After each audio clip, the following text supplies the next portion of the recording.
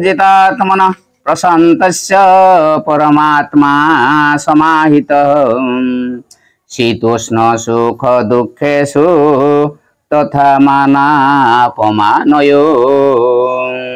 ओम नमो भगवते वासुदेवाय ओम परमात्मने नमः।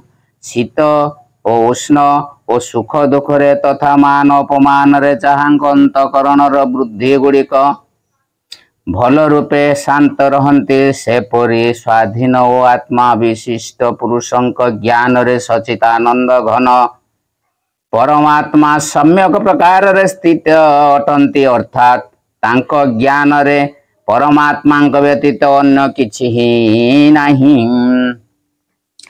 ओम नमो भगवते वासुदेवाय ओम परमात्मने नमः। शीत उष्ण सुख दुख ओ मान अपमान रे चित्त वृत्ति गुड़िक शांत रहिबा कहिले कौन बुझा जाए। एठारे शीत उष्ण सुख दुख ओ मान अपमान शब्द उपलक्षण रूप रे दिया जाइछि। अतएव यही प्रसंग रे ए गुड़िकु शरीर इंद्रिय और मन सहित संबंध रखिथिबा समस्त सांसारिक पदार्थर भावर ओ घटना मानकर समावेश बोली बुझिबाकु हेबो।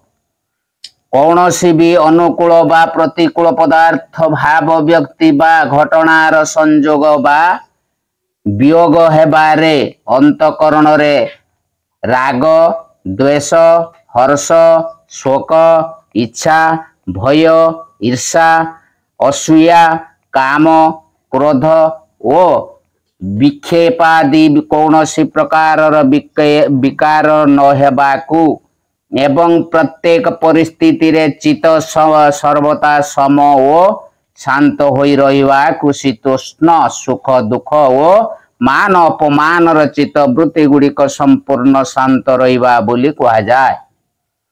जितात्मन पदर अर्थ कौन यह कहीं प्रयोग करा जाइछि जे शरीर इंद्रिय और मन को पूर्ण भाव रे निजर वश करि नैछंती से जितात्मा। एपरि पुरुष सर्वदा सबु अवस्था रे प्रशांत बा निर्विकार रही पारंती और संसार सागर रु निजको उद्धार करी परमात्मा को पाई पारंती। तेणु से स्वयं निजर मित्र अटंती। यही भाव देखाइबा पाई एठारे जितात्मन पदटी प्रयोग करा जाइछि। एठारे परमात्मा पद कहार वाचक और समाहितर अभिप्राय कौन। परमात्मा पदटी सचिदानंद घन परं ब्रह्म वाचक और समाहित पदरे देखाई दिया जाइछि जे उपरोक्त लक्षण थिबा पुरुषंक पाई परमात्मा सर्वदा और सर्वत्र प्रत्यक्ष भाव रे परिपूर्ण होई रहिचंती। मन इंद्रिय मानक सहित शरीर को वश करिवार फल परमात्मा प्राप्ति बोली कहागला। एणु परमात्मा प्राप्त होइथिबा पुरुषंक लक्षण जानिबा को इच्छा हेबारु वर्तमान दुईटी श्लोकरे तांक लक्षण गुड़िक वर्णना करी भगवान तांको प्रशंसा करुचंती। ज्ञान ओम नमो भगवते वासुदेवाय। ज्ञान विज्ञान तृप्तात्मा कुटस्थ विजितेन्द्रिय युक्त इतुच्यते जोगी समलोष्टास्मक कांचन। जहांकर अंतकरण ज्ञान विज्ञान रे तृप्त जहांकर स्थिति विकार शून्य जहांकर इंद्रिय माने भल भाव रे वशीभूत होइछंती एवं जहांक पाई माटी पत्थर और सोना समान सेई जोगी युक्त अर्थात भगवत प्राप्त बोली कहा जाइछि। एठारे ज्ञान विज्ञान तृप्तात्मा पद द्वारा क्यों पुरुष को लक्ष्य कराया जाइछि।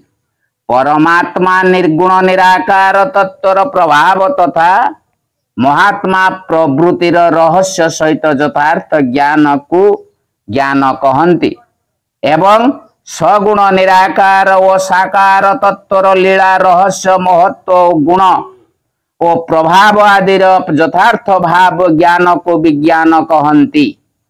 ଯେଉଁ ପୁରୁଷ परमात्मा निर्गुण सुगुण निराकार साकार तत्वर पूर्ण ज्ञान लाभ करिछन्ति, जहांक अंतकरणर उपरोक्त दुई तत्वर यथार्थ ज्ञान द्वारा भल भाव तृप्त होई गलानी, जहांकर आउ किछि जानिबाकू बाकी नाही, से ज्ञान विज्ञान तृप्तात्मा अटंती।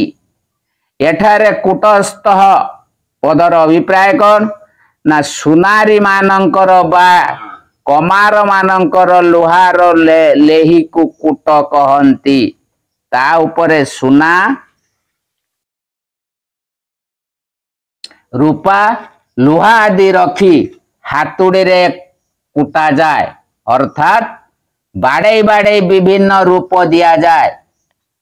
कुटिबा समय रे कुट उपरे विशेष जोर बा चाप पड़े, तथापि ता हलचल हुए नाही, सर्वदा अचल रहे। यही प्रकार जेउ पुरुष जेते बड़ दुख पड़िले मध्य निजर स्थिति रु टिकिए भी विचलित हुअंती नाही, जहांक अंतर रे तिले हेले विकार उत्पन्न हुए नाही, जे सर्वदा अचल भाव रे परमात्मा स्वरूप रे मज्जी रहंती, ताहांकु कुटस्थ कहंती। विजितेन्द्रियर भाव कौन? संसारर समस्त विषय मायामय और क्षणिक बोली जानी पारिबा हेतु जहांकर कौनसी विषय रे भी तिले मात्र आसक्ति रही नाही, एवं जहांकर इंद्रिय माने विषय भोगरु कौनसी रस न पाई सेतिरु निवृत्त होई जाइछंती, तथा लोक संग्रह पाई से निजर इच्छा अनुसार सेमानंकु यथायोग्य जेउठी लगाई थांती सेटारे लागी थांती। जहां को इंद्रिय माने स्वेच्छारे केउठी की जानती नहीं, तो तांको मनरे कौनसी प्रकार क्षोभ जन्मांती नहीं। जहां को इंद्रिय गण एपरि प्रकार रे तांको निज अधीन रे रहिछंती, से विजितेन्द्रिय अटंती। सम लोष्टा स्मकांचन रो भाव कौन?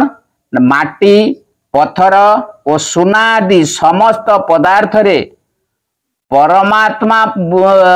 परमात्मा बुद्धि होई जिवारु जांक पाई ये तीनोटी जाक समान, जे अज्ञानी मानंक परी सुनारे आसक्त हुअंती कि माटी पत्थर आदि रे द्वेष करंती नाही, सबको एक बोली भावंती, से समलोष्टास्म कांचन अटंती।